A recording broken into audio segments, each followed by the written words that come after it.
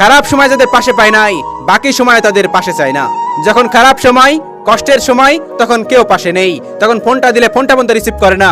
আর ভালো সময় আমি তাদের দিয়ে কি কাজটা করব, কি কাজে লাগবে তার আমার? তুমি আমার কাছের একজন মানুষ, আমি কষ্ট পাচ্ছি, আমি সেই সময় তোমাকে ফোন দিলাম, তুমি সেই সময় রিসিভ করতেছো না।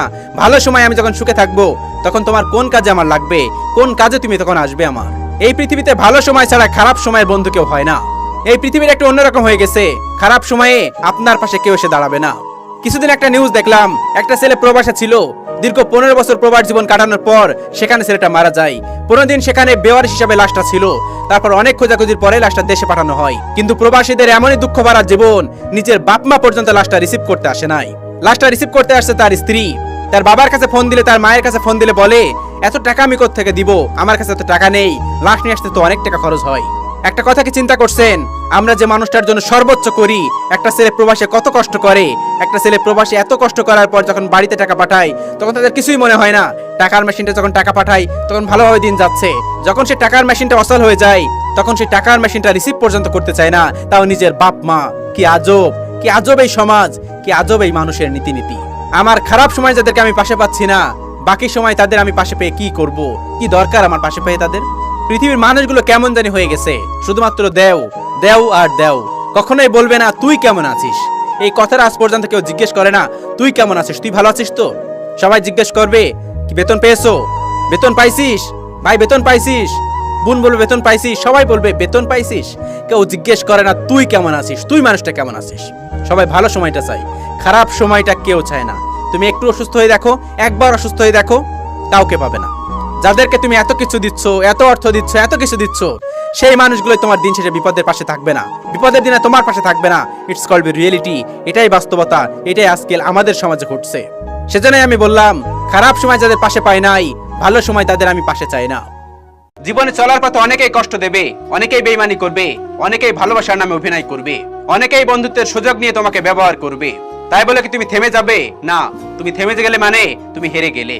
এই সব কিছুকে ইগনোর করে তোমাকে এগিয়ে যেতে হবে। যদি একটু ধৈর্য ধরে সামনে এগিয়ে যেতে পারো, তাহলে অনেকটা দূরে যাওয়ার পর বুঝতে পারবে তারা তোমার পিছনেই পড়ে আছে। তোমাকে কিছু জিনিস ইগনোর করতে হবে, তোমার সমস্ত জিনিসের উপর গুরুত্ব আরোপ করলে হবে না। প্রিয় ভাই আমার, জীবনের কোন এক মুহূর্তে এসে মনে হবে আমার কি দোষ।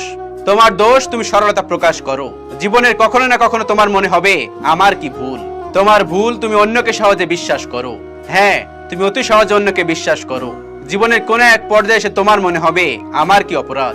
তোমার অপরাধ তুমি মন থেকে ভালোবাসো, এবং তাদেরকেই ভালোবাসো যারা হয়তো তোমার ভালোবাসা পাওয়ার যোগ্যতা রাখে না। হয়তো কোন এক মুহূর্তে এসে তোমার মনে হতে পারে তোমার দুর্বলতা কি। তোমার দুর্বলতা হলো তুমি আঘাত পাওয়ার পরেও তুমি সম্মান করো। হ্যাঁ, এটাই তুমি। তাই তো দিন শেষে তোমাকেই শুনতে হয় তুমি গাধা, তুমি পাগল, তুমি বলদ। শোনো আমার প্রিয় ভাই, শোনো আমার প্রিয় বোন, এই দুনিয়ার মানুষের কাছে এতটা প্রিয় হইও না, এতটা সহজ হওয়ার চেষ্টা করো না। জীবন এমন কোনো গেম নয় যে সেখানে পার্টিসিপেন্ট করলেই হয়ে যাবে। এখানে তোমাকে জয়ী হতে হবে।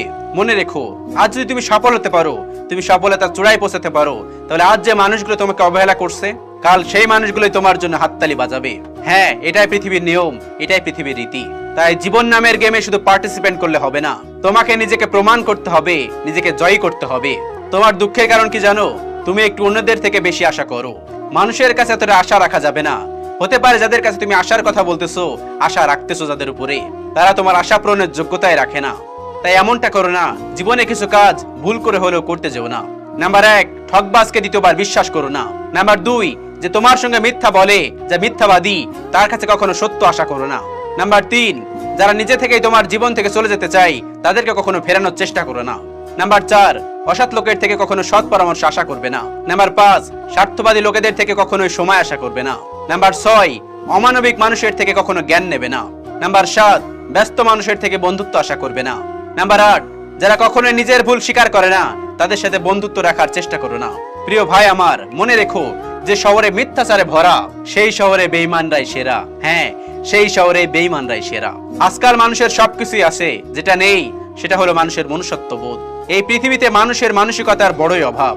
তাই আশা রেখো না, মানুষের উপর অতিরিক্ত আশা রেখো না। এমনটা কখনোই ভেবো না যে কেউ এসে তোমার চোখের জল মুছিয়ে দেবে। না, এমনটা কখনোই হবে না। যদি কখনো চোখে পানি আসে, তাহলে নিজেই মুছে নিও। বলা যায় না, এই স্বার্থপর পৃথিবীর মানুষগুলো তোমার চোখের পানি মুছে দিলে হয়তো স্বার্থ দাবি করবে বা পয়সা দাবি করবে। তোমাকে তারা ঋণী করে তুলবে। তাই নিজের চোখের জলটা নিজেই মুছে নিও। এই পৃথিবীর অনেক মানুষই মনে করে টাকায় সমস্ত কিছুই হয়, টাকায় সুখ কেনা যায়। আমি তাদেরকে বলি, টাকার সাথে সুখের কোনো সম্পর্ক নেই। যদি থাকতো তাহলে সুখ তো বাজার বিক্রি হতো, আর ধনীরা কখনোই দুঃখী হতো না। কিন্তু এমনটা না। দেখবে একটু খেয়াল করে, বড় লোক যতটা সুখী, গরিব লোক তার চেয়ে অনেক বেশি সুখী। কারণ মনে রেখো, তোমার আমার দৃষ্টিভঙ্গি যেমনই হোক না কেন, এই পৃথিবীর পরিচালকের কাছে সবাই সমান। তিনি কিছু মানুষের দিয়ে পরীক্ষা নেন, আবার কিছু মানুষের থেকে নিয়েও পরীক্ষা নেন। তিনি কিছু মানুষের গরিব করে পরীক্ষা নেন, আবার কিছু মানুষের ধনী হিসাবে পরীক্ষা নেন। আর মনে রেখো, আমরা চোখের পলকে মানুষের অবস্থান পরিবর্তন হতে দেখেছি। তাই নিজের অবস্থান নিয়ে কখনো গর্ব করো না, কারণ এই মহাবিশ্বের সমস্ত কিছুই পরিবর্তনশীল। তুমি ভুলে যেও না তুমি একজন পরীক্ষার্থী। তাই কখনোই অহংকার করো না।